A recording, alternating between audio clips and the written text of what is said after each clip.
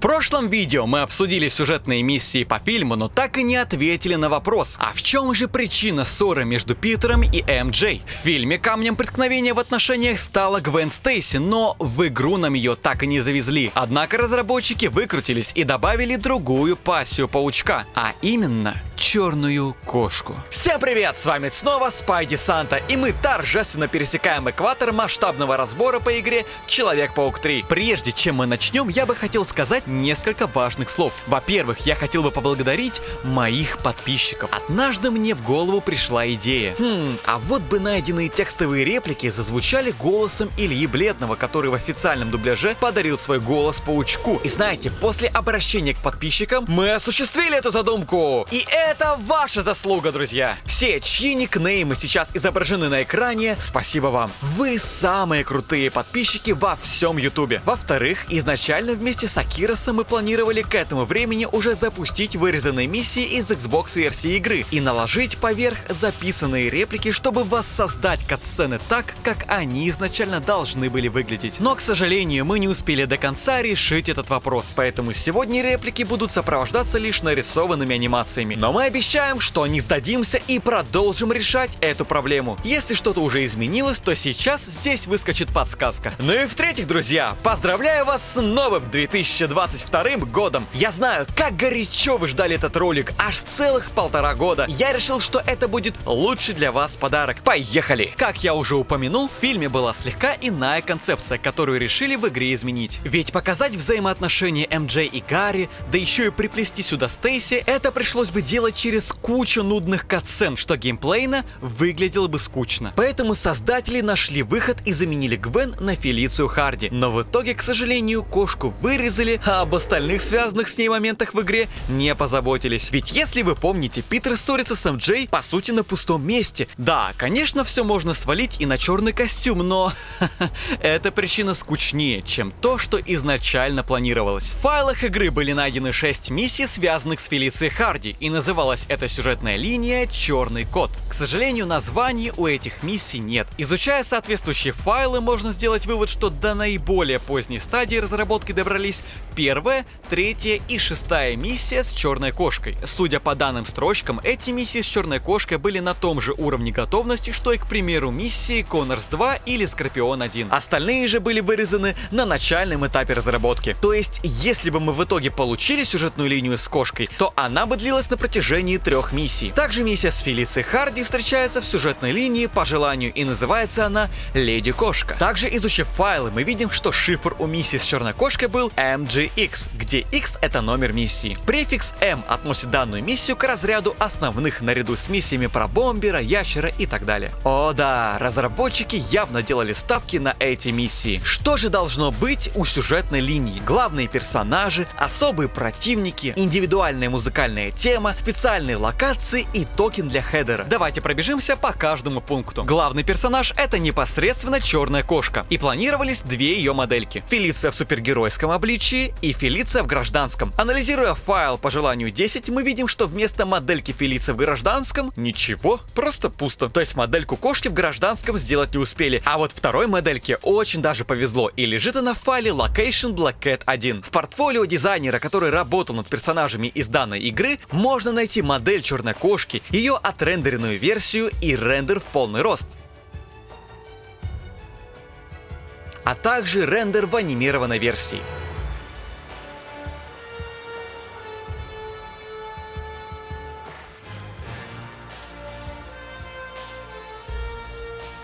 В портфолио, кстати, есть еще анимированные рендеры и других персонажей. Ссылку оставил в описании. Гляньте, если интересно. Так, а что у нас по противникам? Если вы до сих пор задаетесь вопросом, что это за снайперы из Voluntary 4, что это за наемники из Коннорса 1 и Арены номер 6, то прошу любить и жаловать. Наемники Спарта. Это легко вычислить, исходя из их бесконечных упоминаний в миссиях с черной кошкой. Первоначально они создавались специально для данной сюжетной линии. И тут все по аналогии с другими миньонами. Существуют легкие миньоны и тяжелые. Отличить их можно по оружию. Легкие вооружены М16, а тяжелые чем-то похожим на усовершенствованный СМ. Знатоки оружия, если я не прав, welcome to комментарии. Также у данных противников существовал босс. И это тот самый боевой мех, который засветился в 2 фотомиссиях с драконохвостами и в 10-й боевой арене, а затем и вовсе перекочевал в паутину теней. Именно с ним и проходил финальный босс-файт. Теперь саундтрек. В игровой директории красуется архив Soundtrack Black Cat, внутри которого можно найти файл EGM Demo City Music трек 12. На самом деле это трек Armageddon A Really Big Web из второго Человека-паука. Послушать его можно по ссылочке в комментариях. Засовывать в игру нарезку из фильмовских саундтреков — это традиционная практика,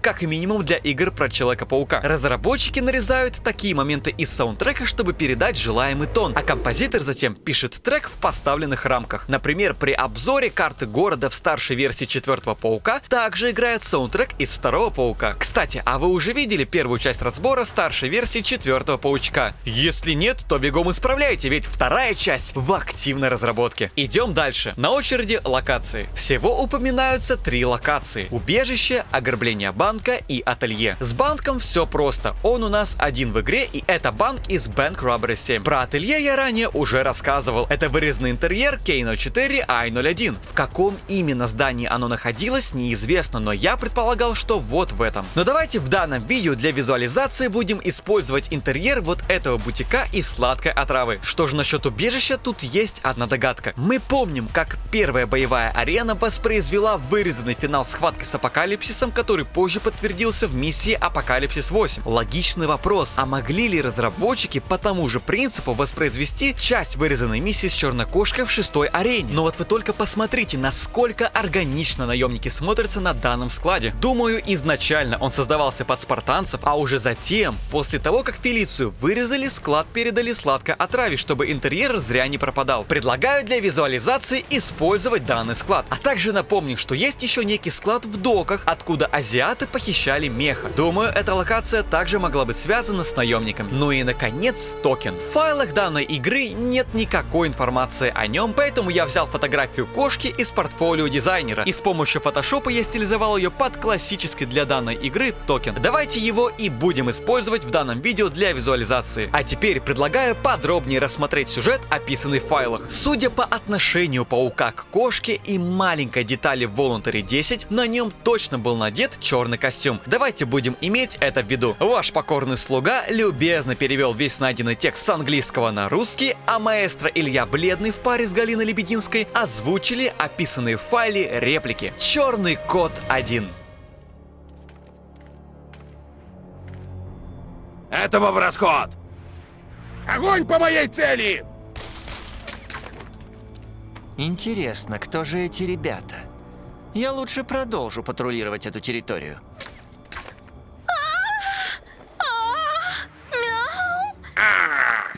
Похоже, в нашу паутину угодила муха. Похоже, человек или кошка в беде. Надо разузнать. Рок-н-ролл! Тащите лассо! Нужна поддержка! О нет, что это за сексуальная кошечка, которую тащат наемники? Я спасу ее, и возможно у нас будет свидание. Подавляющий огонь! Цель — паук! Огонь! Миссия стартует с катсцены, действия которой разворачиваются рядом с убежищем. Паук, как обычно, патрулирует город с крыши, как внезапно раздаются громкие крики вперемешку с мяуканьем. Он решает проверить, залетает на склад и видит, как наемники силой тащат черную кошку. Питер под влиянием симбиота сразу же включает свои грязные фантазии и решает спасти сексуальную кошечку. Паркер тот еще мастер пикапа. Во время битвы с наемниками мы слышали от Питера и наемников следующие фразы. Не волнуйтесь, граждане! Мы здесь, чтобы вас защитить! Я не могу позволить им похитить ее. Я должен победить их всех, пока не стало слишком поздно. А также в случае провала миссии мы могли видеть следующие надписи. Когда же мы одолевали всех наемников, запускалась финальная катсцена, в которой паучок подходит к черной кошке, чтобы помочь ей подняться. И они становятся друзьями. А дальше здесь есть пометка от разработчиков сценаристам. Вставьте сюда много флирта. Окей, мы помним, что в данной игре достаточно часто проскакивают далеко не детские моменты, поэтому, ну какие там друзья? Я уверен, что кошка стала любовницей паучка. Не думаю, что их флирт закончился на пустом месте. Черный кот 3.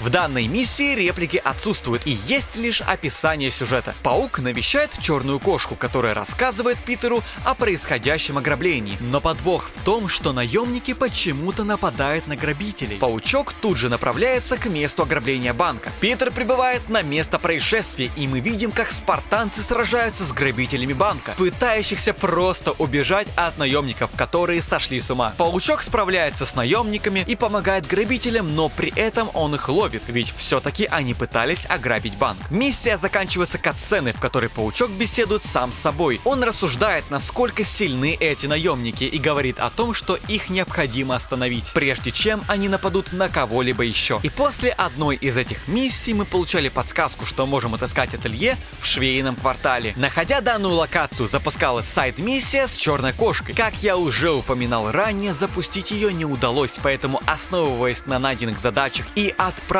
найденные реплики на озвучку Илье Бледному и Галине Лебединской, я подготовил визуализацию, как могла выглядеть эта миссия. По желанию 10. Леди Кошка. Похоже, панки снова вернулись.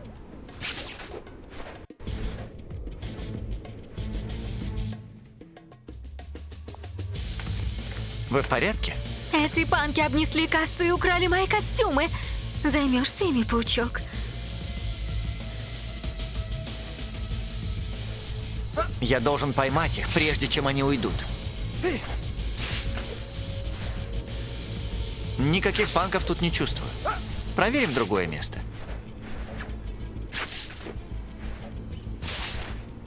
Я точно не туда попал.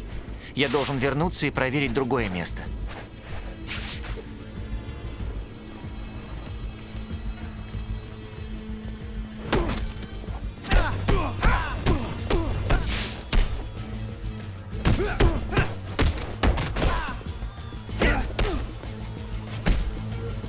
Он что-то уронил.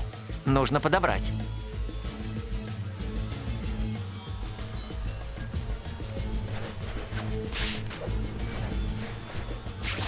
Я не могу оставить украденный товар. Я должен вернуть его в ателье.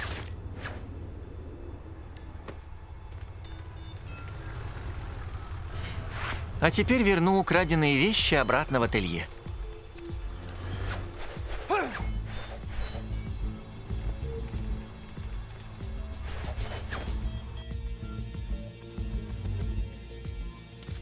Я уверен, что апокалипсис вас больше не потревожит.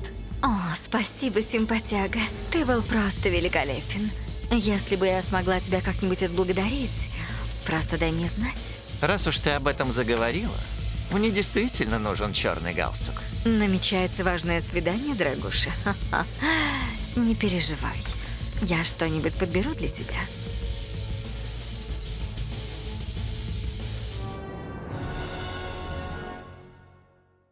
Во-первых, Питер просит Фелицию, чтобы она сшила ему черный галстук. А во-вторых, мы снова наблюдаем за бесконечным флиртом Паркера со своей любовницей. Данные факты являются еще одним подтверждением того, что паучок на протяжении данных миссий находится под влиянием симбиота. Полное описание всей сюжетки по желанию лежит на канале. Ссылочку я также оставил в комментариях. А мы идем дальше. Черный кот 6. Миссия начинается с катсцены, в которой паучок находит записку от Спарты, где говорится, что они все-таки взяли кошку в заложники. Питер стремительно отправляется на ее спасение. Прибывая на обозначенное место, стартует катсцена, в которой паучок и некий генерал обмениваются фразами перед финальным боем. Также в данной катсцене мы видим, как генерал садится в усовершенствованный мех, внутри которого сидит связанная черная кошка. Далее паук сражается с генеральским мехом, побеждает его и освобождает черную кошку. Сюжетная линия черной кошки заканчивается кат-сценой, в которой паук и Фелиция стоят над лежащим генералом, мило обсуждая их совместную победу. Но не прелесть ли? На протяжении всех миссий отношения Питера и кошки стремительно развивались, и, возможно, они могли бы стать не просто любовниками, а полноценной парой. Но не стоит забывать, что симпатия к кошке — это токсичное влияние симбиота на разум Питера Паркера, а сердцем он все еще любит Мэри Джейн Уотсон. И кульминация этого любовного треугольника происходит в последней миссии сюжетной линии MJ. Мэри Джейн. Жуткая прогулка. А теперь, когда мы знаем о существовании черной кошки, давайте переосмыслим данную миссию. Во вступительной катсцене Питер сидит и, конечно же, он думает о Фелиции. Мэри Джейн пытается его как-то растрясти, но он на нее срывается. Тут в целом изменений нет. А вот во время полета было вырезано кое-что интересное. Помимо того нытья, что есть в игре, Мэри Джейн выдавала еще больше бесячих реплик. Хочу увидеть, что там. Скука смертная. Мне скучно, Питер. В какой-то момент нам это надоедало, и, судя по вырезанным репликам, мы могли оставлять MJ и улетать без нее. Эй, не оставляй меня здесь! Питер, вернись! Но есть одно но. Мы ведь должны были как-то узнавать о том, что MJ вообще можно было как-то оставить и улететь без нее, но среди текстовых строк не было найдено задач или фраз, указывающих на это. И вообще, а зачем нам это было делать? Мы могли просто лететь дальше, игнорируя эти задачи, даже если бы они и высвечивались на экране. Но данная строчка говорит о том, что в конце концов мы и вовсе набрасывались на Мэри Джейн, прямо как в фильме. Воу, это прямо очень жестко. И я не уверен, что именно мы должны были причинять вред MJ, иначе это вряд ли бы прошло через цензуру. Поэтому я предположу, что в какой-то момент игра отбирала у нас управление и творила рандомный хаос. Алгоритмы игры могли оставить MJ, могли улететь без нее, а могли и вовсе на нее наброситься. Но далее управление возвращалось к нам, мы подбирали нашу даму и летели дальше в ее апартаменты. Хейтеры скажут, что это бред, но не так быстро. Подтверждение данной теории скрывается в дебаг-версии. Во-первых, будучи в черном костюме, мы можем бить гражданских и даже сражаться с полицейскими. А также в дебаг-версии существует некий Monkey Mode, который отбирает у нас управление и творит рандомную дичь, не давая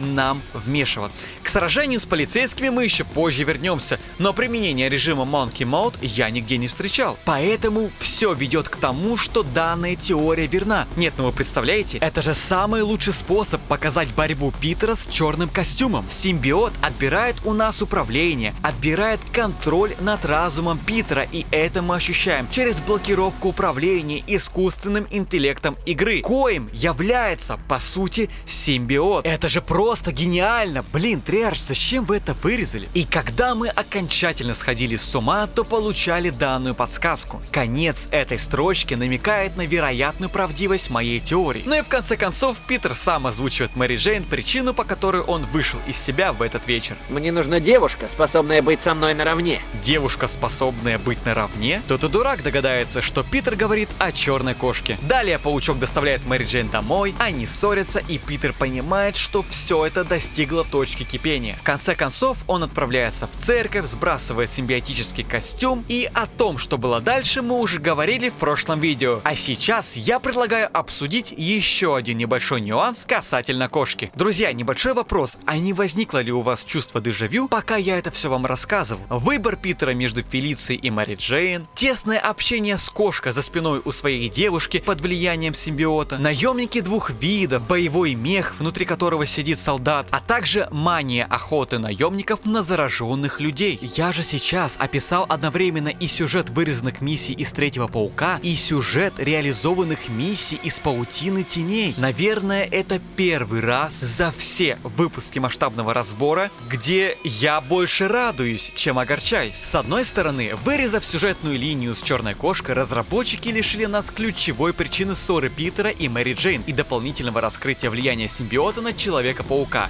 Это грустно. Но с другой стороны, вырезав какие-то мизерные 7 миссий, Триарч уже в компании с Shaba Games реализовали и раскрутили эту идею до таких масштабов, что она тянется почти от самого начала игры до самого финала. Причем это одна из самых потрясающих сюжетных линий в Паутине Теней. Я впервые не знаю, как оценить данное решение Treyarch. Друзья, мне нужна ваша помощь. Подключайтесь в комментариях и пишите ваше мнение, как считаете вы. Теперь давайте быстренько пробежимся по нашей карте с миссиями. Я не думаю, что кошка открывалась бы сразу после песочного человека. Там правда хватает чем заняться в городе. Поскольку события сюжетки с кошкой не зависят от событий с бандами и фото-миссии, то предположим, что эта сюжетная линия открывалась после победы над Крейвеном и Ящером. Далее мы знаем, что прогулка с Мэри Джейн открывалась только лишь после финала Черного Кота, поэтому мы просто ставим 6 миссий с Фелицией и ведем от них линию к жуткой прогулке. Пока что мы оставим так, а когда рассмотрим вырезанные миссии Кингпина, возможно мы что-нибудь подкорректируем. Почему же в конце концов из игры Человек-паук 3 вырезали черную кошку? Я думаю, что одна из причин — это самокопирование. У нас уже есть сюжетный поворот, в котором Амбал управляет группировками и Паук приходит к нему с разборками. Возможно, Паук должен был в очередной раз повторять свой визит, и Treyarch боялись, что игроку это попросту надоест. Да и во втором Пауке уже была сюжетная линия с черной кошкой, которая, ну уж очень похожа на описанные сегодняшние миссии. Там были и наводки кошки про ограбление, и боевые роботы. А также, вероятно, уже тогда Treyarch понимали весь потенциал сюжетной линии с Фелицией и не хотели его убивать ради каких-то 3 миссий. А на больше в рамках игры по лицензии не соглашались Activision и Sony. Поэтому Treyarch и решили отложить эту идею до следующей игры. Именно в такой совокупности, собирая по крупицам все задумки разработчиков касательно миссий по фильму, я верю в действия Паучка. Я верю в причину мести Флинту, верю в мотивацию Брока и понимаю, что произошло между Питером и МД. В 1000-й раз грустно, что это вырезали, но невозможно не радоваться, поскольку мы с вами в итоге докопались до истины и узнали, что разработчики и правда вложили всю душу в данный проект. И вот какой вопрос меня еще волнует. Если Treyarch полностью перенесли из 3-го Паука сюжетную линию с кошкой и наемниками в паутину теней, то получается, изначально наемникам отдавал приказы никто иной, как сам Кингпин. И похоже, что так оно и было. На это намекает фотографии с интерьером его особняка, которая почему-то находится в архиве с боевым мехом Спарты. А, так вот о чем были те самые вырезанные миссии Амбала. Но об этом мы уже поговорим в следующий раз. Друзья, спасибо за то, что остаетесь со мной, ставите лайки, пишите комментарии и подписывайтесь на канал. Это ваш лучший новогодний подарок. Ну а я желаю абсолютно всем, чтобы ваши мечты сбывались. Верьте до конца и никогда не сдавайтесь. Запомните, не существует нерешаемых проблем, существуют лишь разные подходы к их решению. Будьте счастливы и делитесь счастьем с окружающими. С вами был ваш любимый Спайди Санта. С новым 2022 годом! Ура!